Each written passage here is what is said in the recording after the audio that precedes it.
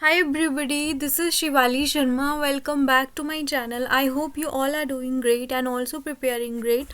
और आज हम करने वाले हैं जैन के हाई कोर्ट जूनियर असिस्टेंट के टॉप 50 MCQs, तो जिस पे आपको जो है मिलने वाले हैं 25 करंट अफेयर्स, ठीक है, और उसके बाद 25 होंगे आपके इंग्लिश के MCQs, ठीक है। तो वो आप अभी अपनी परफॉर्मेंस उसमें देख सकते हो कि आप कहाँ पे आपका स्कोर कम हो रहा है। और जो आपका मैं वो बोलूँगी करंट अफेयर्स के मोस्ट इम्पॉर्टेंट क्वेश्चंस मैंने आज की क्लास में ऐड करे हुए हैं। बाकी अगर आप में से बहुत से बच्चे अगर फर्स्ट टाइम क्लास में जुड़ रहे हैं तो आपको मैं बता दूं कि मैं यहाँ पे और JK SSB अड्डा 614 पे डेली मॉक टेस्ट अपडेट करती हूँ। डेली आपको 2 क्लासेस पढ़ने को मिलती हैं। आज ये 3rd क्लास है आज की। और अगर आप नहीं जुड़ते हैं तो प्लीज़ दोनों चैनल्स को सब्सक्राइब कीजिएगा। सेम मेरा चैनल है ये, और दूसरा चैनल पे भी मैं ही पढ़ाती हूँ। तो आप जो है प्लीज़ चैनल सब्सक्राइब कर लीजिए, ये वाला चैनल भी, क्योंकि यहाँ पे बच्चे मतलब बहुत ज़्यादा आते हैं लेकिन सब्सक्राइब नहीं करते हैं। तो अगर आपको कंटेंट अच्छा लगता है तो प्लीज़ आप मेरी भी हेल्प कीजिए चैनल सब्सक्राइब करके। तो चलिए स्टार्ट करते हैं हमारा फर्स्ट क्वेश्चन आज का। Who has been appointed as the Railway Board Chairman and CEO? तो रेलवे बोर्ड का जो चेयरमैन एंड CEO हैं वो अभी कौन अपॉइंट हुए हैं। बहुत से बच्चे बोल रहे हैं कि उनको फ़ॉन्ट नहीं दिख रहा है, तो प्लीज़ आप अपनी क्वालिटी बढ़ा दीजिए या फिर मुझे बताइए, मैं वही फ़ॉन्ट यहाँ पे ऐड करूँगी, ठीक है। मैं कैलिब्री का यूज़ कर रही हूँ, आप बताइए कौन सा मैं यूज़ करूँ। रोहित शर्मा, सतीश कुमार, आनंद सेन या फिर Arvind Singh. Most important question है ये, आपसे पूछ सकते हैं। रेलवे बोर्ड के चेयरमैन एंड CEO वो बने हैं आपके Satish Kumar. Next, which country world's first mobile hybrid rocket, ये किसने बनाया है वर्ल्ड का पहला मोबाइल हाइब्रिड रॉकेट जिसका नाम है रूमी 1। क्या नाम है? रूमी 1। ये कौन सी कंट्री ने बनाया है? ये मोबाइल है, यानी कि फर्स्ट है वर्ल्ड का मोबाइल हाइब्रिड रॉकेट है ये। फ्रांस, UK, इंडिया या फिर जापान। तो इसका सही आंसर है आपका इंडिया, ठीक है। इंडिया का ये पहला रीयूजेबल हाइब्रिड रॉकेट है, रीयूजेबल है ये। डेवलप किसने किया है ये इंपॉर्टेंट हो जाता है। तमिलनाडु बेस्ड स्टार्टअप कंपनी है जिसका नाम है स्पेस जोन इंडिया। क्या नाम है? Space zone India. लॉन्च किया गया था चेन्नई से, ये आपको याद रखना है। Which company emerged as world strongest food and diary brand, ये इंपॉर्टेंट हो जाता है। अब ये आपको देखना है, ये क्वेश्चन के ऑप्शन देखिए, सुधा, नेस्ले, अमूल या फिर आशीर्वाद। Most important question. तो इसका सही आंसर है आपका नेस्ले। नेस्ले वर्ल्ड का strongest food and dairy brand है। और ये आपको इसमें 2 चीज़ें पढ़नी है कि स्ट्रॉन्गेस्ट आपका है फूड एंड डेयरी ब्रांड जो वर्ल्ड का, वो है आपका अमूल। क्या है? एक सेकेंड। और मोस्ट वैल्यूएबल है वो है नेस्ले। मोस्ट वैल्यूएबल क्या है? नेस्ले है। और जो स्ट्रॉन्गेस्ट है वो है आपका अमूल, तो ये अमूल कर लीजिएगा आप, ठीक है। World strongest food and dairy brand that is Amul, and valuable जो है वो है आपका Nestle. Next, Which airport recognized as the best airport at the prestigious India Travel Awards? जो इंडिया ट्रेवल अवार्ड हुए हैं इसमें कौन सा एयरपोर्ट रिकॉग्नाइज किया गया बेस्ट एयरपोर्ट, ठीक है। Indira Gandhi international airport, Noida airport, Rajiv Gandhi international airport या फिर नन ऑफ द अबव। तो इस क्वेश्चन का सही आंसर है राजीव गांधी इंटरनेशनल एयरपोर्ट, ठीक है, ये आपको याद रखना। नेक्स्ट, साउथ इंडियन आदिवासी नॉलेज सेंटर जिसका नाम है कानू, साउथ इंडियन है ये आदिवासी नॉलेज सेंटर है, ये कौन सी स्टेट में लॉन्च हुआ? केरला, आंध्र प्रदेश, कर्नाटका या तमिलनाडु। तो कानू आपका लॉन्च हुआ है कर्नाटका में, ये आपको याद रखना है। Who unveiled first edition of e magazine सपनों की उड़ान, जो ई मैगजीन है सपनों की उड़ान, ये किसने आपकी अनवील करी? अमित शाह, प्राइम मिनिस्टर मोदी या फिर धर्मेंद्र प्रधान। इसका सही आंसर है आपका धर्मेंद्र प्रधान, ठीक है। सपनों की उड़ान ये किसके बारे में है? मैगजीन चंद्रयान 3 के बारे में है।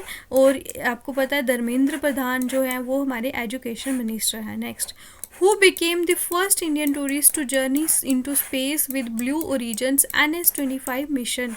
ब्लू ओरिजिन का NS-25 मिशन जो है, ये जो आपका हमारे इंडिया के पहले ऐसे टूरिस्ट हैं इसके साथ जो स्पेस में गए थे। तो ये इम्पॉर्टेंट हो जाता है। आचार्य भट्ट, गोपी थोताकुरा, आनंदा सिन्हा या फिर नन ऑफ दी अबव। इसका सही आंसर है आपका गोपी थोताकुरा। ठीक है, ये गए थे आपके स्पेस में। N-25 मिशन है और ब्लू ओरिजिन ये आपकी कंपनी है। नेक्स्ट, हु लॉन्च्ड ई साक्ष्य Nyaya Setu, Nyaya Shruti and e summons app? E Sakshya हो गया, न्याय सेतु हो गया और Nyaya Shruti and e summon most important है। हाई कोर्ट के रिलेटेड ये क्वेश्चन आ सकता है आपको। अमित शाह, प्राइम मिनिस्टर मोदी या फिर राजनाथ सिंह? तो इसका सही आंसर है आपका अमित शाह ने करा है। तो इस पे मोदी जी को मत कर लेना आप लॉक। ठीक है, अमित शाह जो है इन्होंने ये लॉन्च करी हैं और ये लॉन्च करी आपने 3 क्रिमिनल लॉज है उनके लिए जो कि प्राइम मिनिस्टर मोदी ने लाए हैं। और भारतीय कौन कौन से? भारतीय न्याय संहिता, भारतीय न्याय सुरक्षा संहिता, भारतीय साक्ष्य अधिनियम। ठीक है, तो इसने आपका CRPC को आपका रिप्लेस करा है। इसने आपका इंडियन एविडेंस एक्ट 1872, CRPC 1973। आपका कमेंट सेक्शन में मेरे को बताना है कि भारतीय न्याय संहिता BNS जो है इसने किसको रिप्लेस किया, तो ये आपने मुझे बताना है। ठीक है, किसने लॉन्च किया? अमित शाह ने, जो हमारे होम एंड कोऑपरेशन मिनिस्टर हैं। और ये लॉन्च किसने करी हैं? और ये जो 3 लॉज हैं क्रिमिनल लॉ, ये किसने लाए हैं? मोदी जी ने लाए हैं।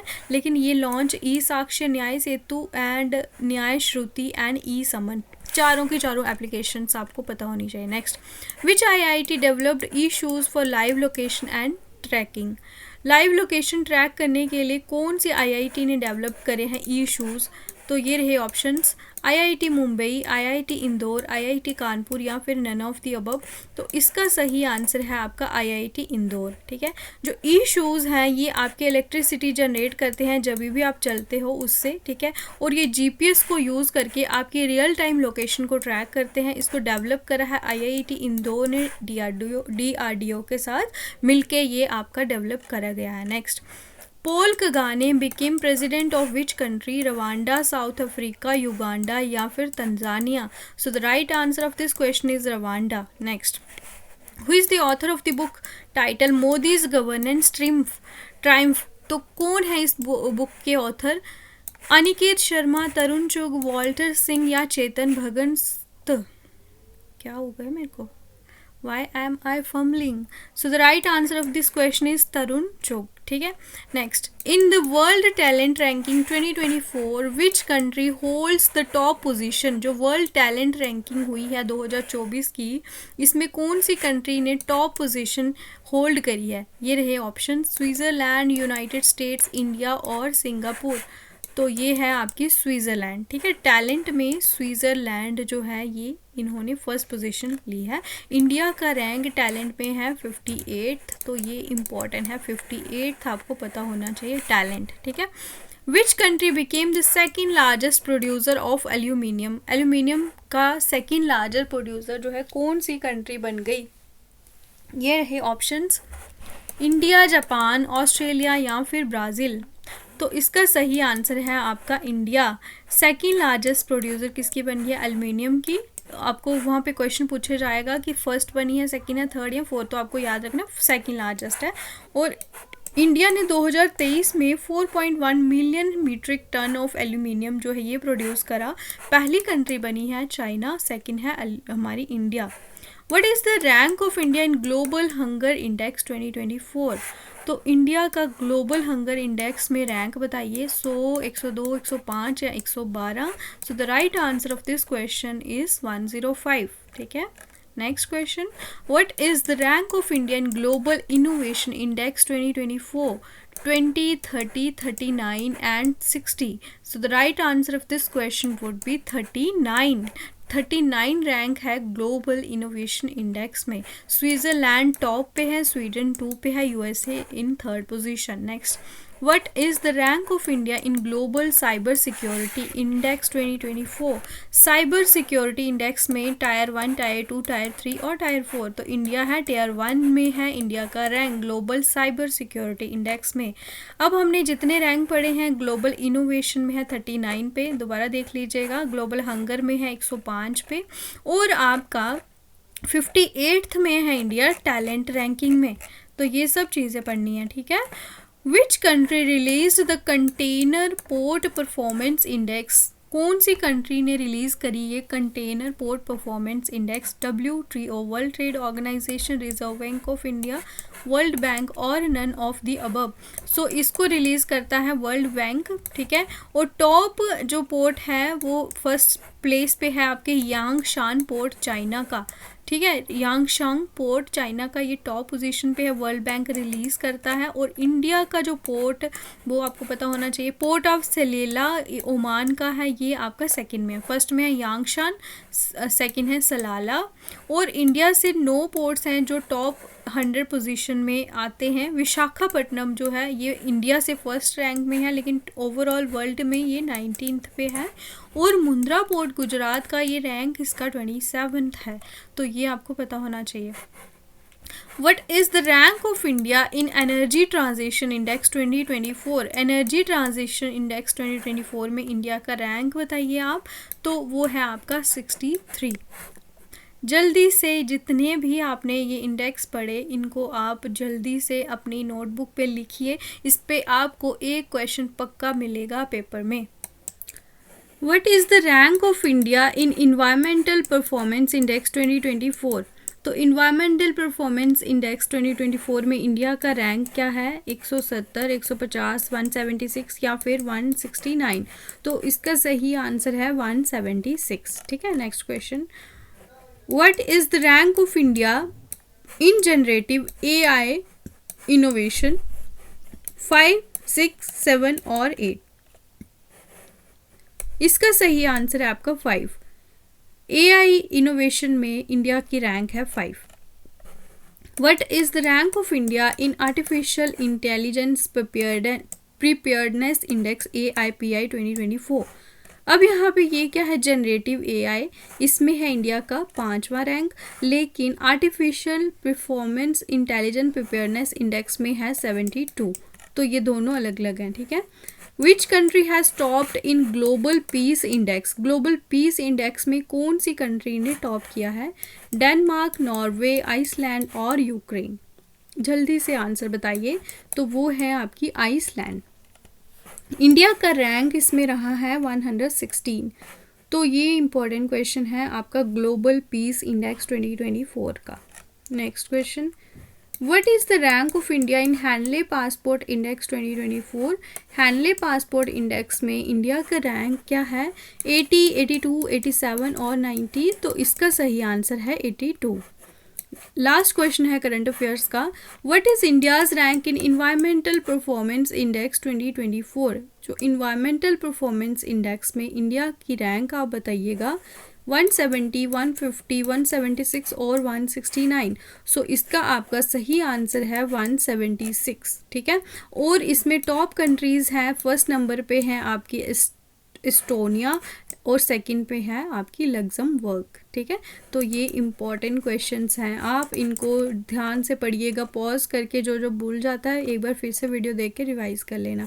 और 25 में से आपका कितना स्कोर रहा करंट अफेयर्स में? Do mention in the comment section below after the class, तो मैं चेक करूँगी, ठीक है। अब हम करेंगे इंग्लिश के भी 25 क्वेश्चंस, तो आप ये भी ध्यान से पढ़िएगा क्योंकि इसमें मैंने बहुत सारे सिनोनियम्स, एंटोनियम्स, आपके ईडियम फ्रेजेस, जो बच्चे बोलते हैं कि इसमें हमें इशू आते हैं, तो मैंने वो सारे के सारे आज ऐड करे हुए हैं, ठीक है। तो आपको क्लास में एंड तक ज़रूर बने रहना है। तो इसका पहला क्वेश्चन है आगे हमारा प्रीपोजिशन के ऊपर। ये फिक्स प्रीपोजिशन है। दे स्कॉफ्ड का मतलब होता है laughed. They scoffed dash idea of going there. तो आपको पता है कि लॉफ के साथ क्या लगता है, तो सेम आपका स्कॉफ के साथ भी लगेगा, एट, ऑफ, ऑन या इन।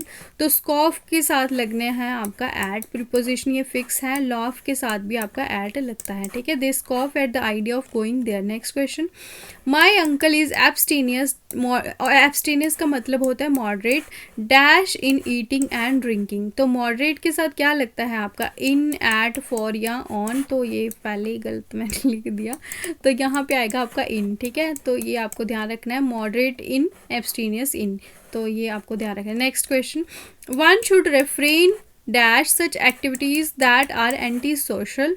तो हमें क्या करना चाहिए, उन एक्टिविटीज़ से बचना चाहिए जो कि एंटी सोशल हैं, समाज के खिलाफ होती हैं। फ्रॉम, इन, ऑन या एट, इसके साथ भी फिक्स प्रीपोजिशन आपकी लगती है फ्रॉम, ठीक है, ये आपको ध्यान रखना है। Next question, debit cards dispense dash the need for cash, in, on, with या फिर आफ्टर। तो जो डेबिट कार्ड्स हैं उन्होंने आपकी ये जो कैश की जो ज़रूरत है उसे बिल्कुल ही ख़त्म कर दिया है।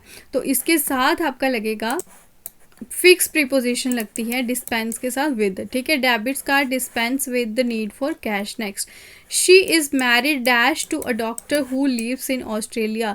तो आप जब यहाँ पे मैरिज के साथ मैंने बोला था, जो मैरिज होता है ना, मैरिज आपका क्या होता है, नाउन होता है।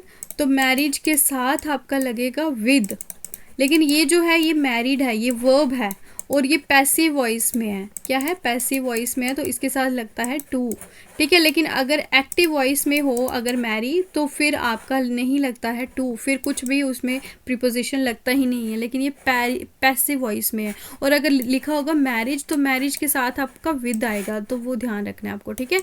तो ये आपको इसका सही आंसर लगाना है टू, ठीक है। अब हम करेंगे आपके antonym and synonyms.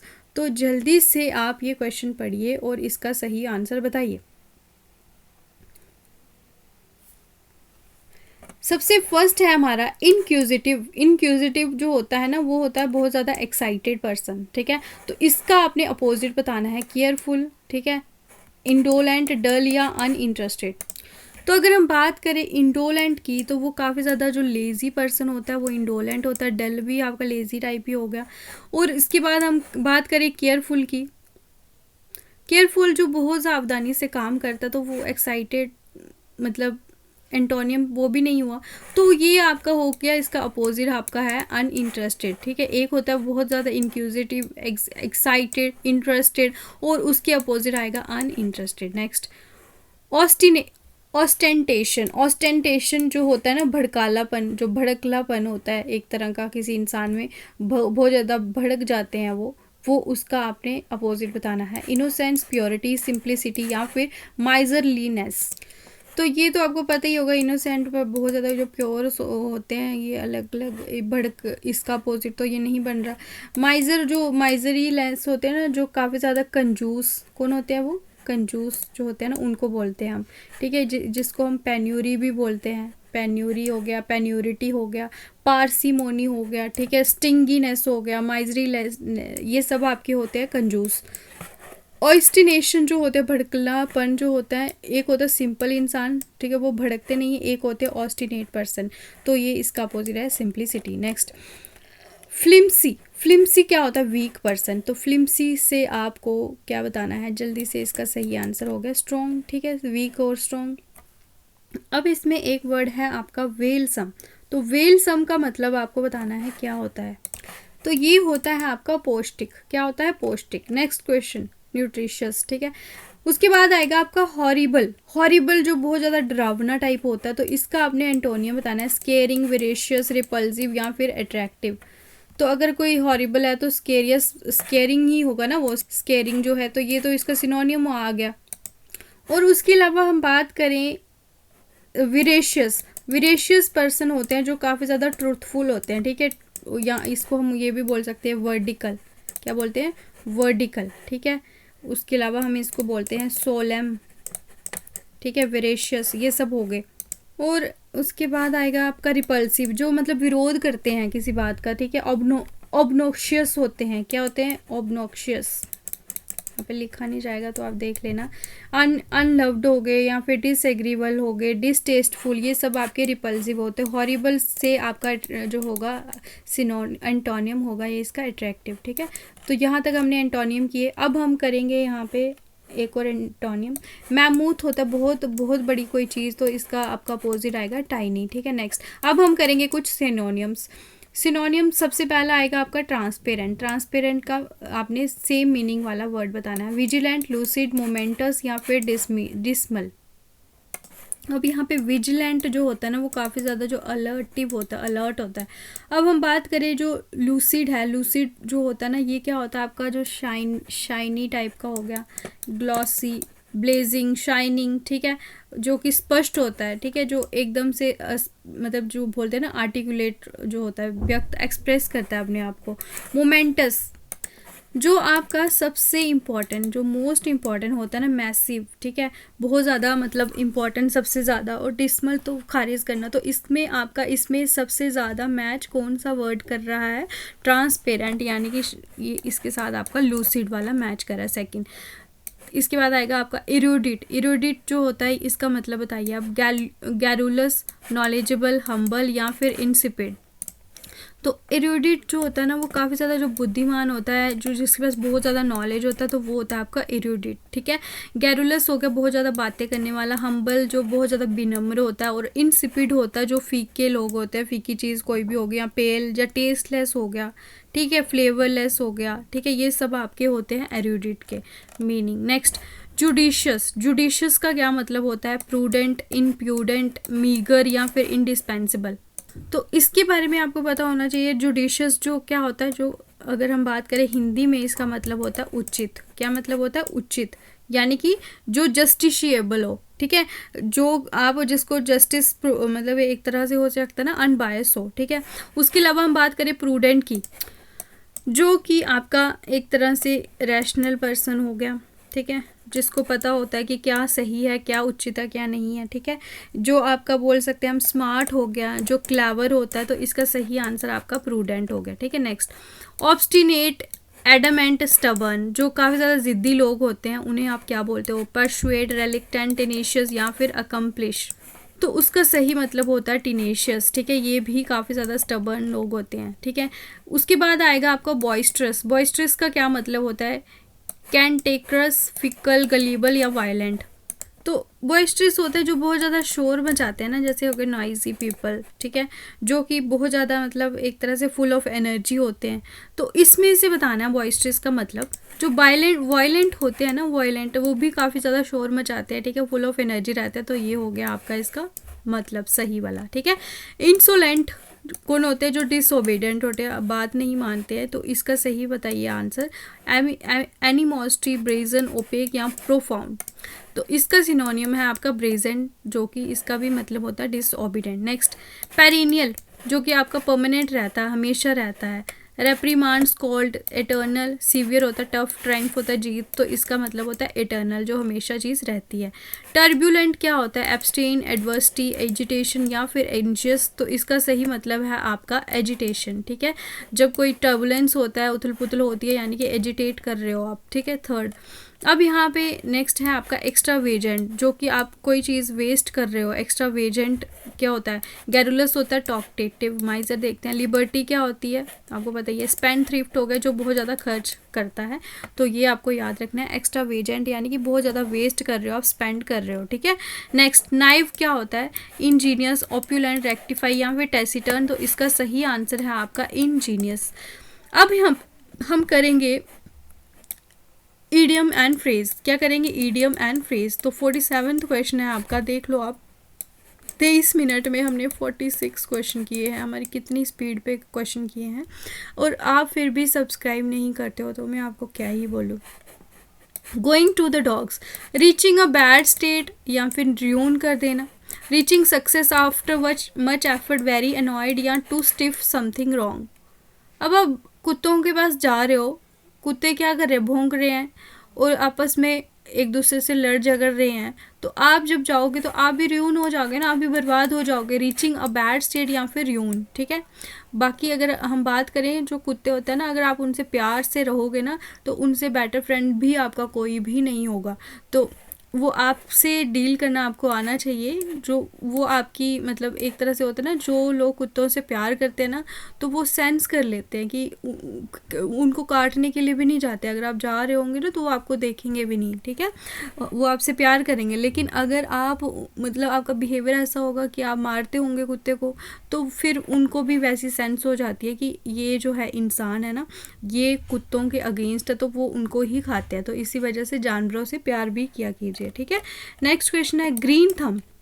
Green thumb क्या होता है? To have talent in gardening, to be envious, to be angry या to be talent in painting. तो जिसको जो गार्डनिंग का टैलेंट होता है जिसके पास, उसे आप बोलते हो ग्रीन थंब, ठीक है। Next, gift of the gab, receive a precious gift, achieve sudden greatness, have the ability to adept या have the talent to speak well. तो आपके पास अगर टैलेंट है, आप अच्छा बोल पाते हो, तो ये है आपका, इसका मतलब होता है गिफ्ट ऑफ द गैप, ठीक है। Next, give a piece of one's mind, to share one's ideas, to donate something valuable, to rebuke someone strongly और टू एडवाइज समवन। तो इसका मतलब होता है कि आप जब किसी को बहुत बुरी तरह से रिब्यूक कर रहे हो, ठीक है, उसे आप बोलते हो give a piece of one's mind. तो यहाँ तक हमने करे टोटल 50 क्वेश्चन। तो बहुत से बच्चे बोल रहे थे इंग्लिश और करंट अफेयर्स कराइए, इंग्लिश और करंट अफेयर्स कराइए, ठीक है। तो मैं कोशिश तो करती हूँ कि जितना हो सके मैं अपने से ट्राई कर रही हूँ, ठीक है। तो बाकी आप भी अपना सपोर्ट दिखाइए, आपको लेक्चर्स अच्छे लग रहे हो कमेंट सेक्शन में ज़रूर बताइए। बहुत से बच्चे बहुत अच्छे अच्छे कॉमेंट्स भी करते हैं, मैं पढ़ती हूँ, मुझे बहुत अच्छा लगता है और मोटिवेशन मिलती है। और जो बच्चे अगर नए जुड़ रहे हैं तो प्लीज़ चैनल सब्सक्राइब कर लीजिए। मिलते हैं आपको कल की क्लास में। नेक्स्ट लेक्चर आपको मिलने वाला है कल सेम टाइम पे।